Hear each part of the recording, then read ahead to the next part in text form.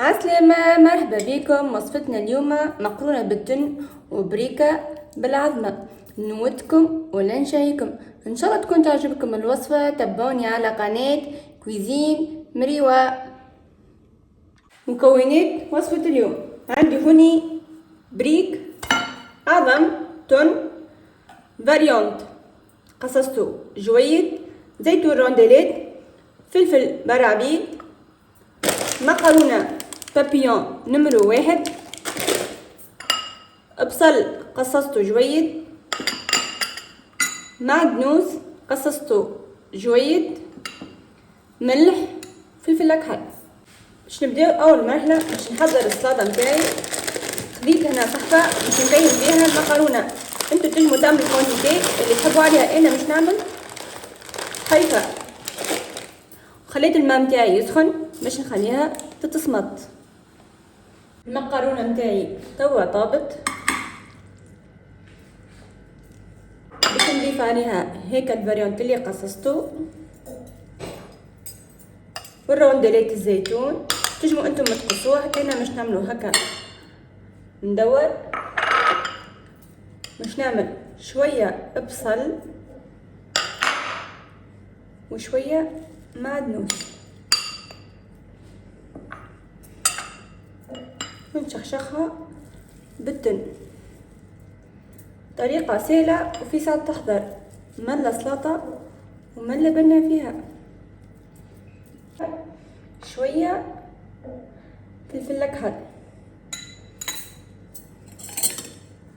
ونحركها. انا مانيش باش نعملها ملح على خاطر الفاريونت متاعنا ملح والتن. بعد ما كملت حركتها باش نقص فوق منها القرن فلفل برابيد باش يعملها هيك اللون. نودكم ولا نشاهيكم في هيك سلطة البابيون. تنجمو تعملوها انتم باللي تحبوا، بالجامبون والا بالسلامي. انا اليوم عملتها بالتن. شفتوها كيفاش هكاكا كملت حضرت السلطة متاعي. تعد المرحلة اللي من بعدها باش نحضر البريك متاعنا. عندي هنا كعبة بريك، باش نفقد كعبة العظم،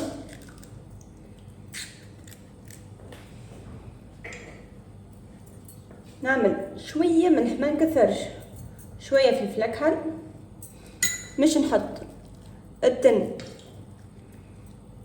على كعبة البريك ونضيف عليهم شوية البصل شوية المعدنوس. وخليت الزيت متاعي يسخن. متاعي توا سخن باش نخلي كعبة البريك نخليها في الزيت ونضيف عليها كعبة عظم ونسكر عليها.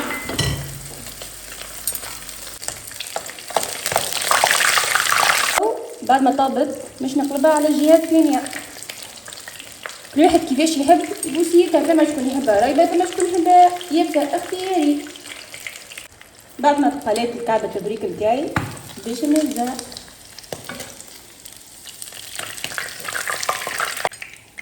شفتوها كيفاش نودكم ولا نشاهيكم بهيك كعبة البريك. هكاكا كملت حضرت السلطة متاعي وكعيبات البريك. تو باش نزين الصحن متاعي.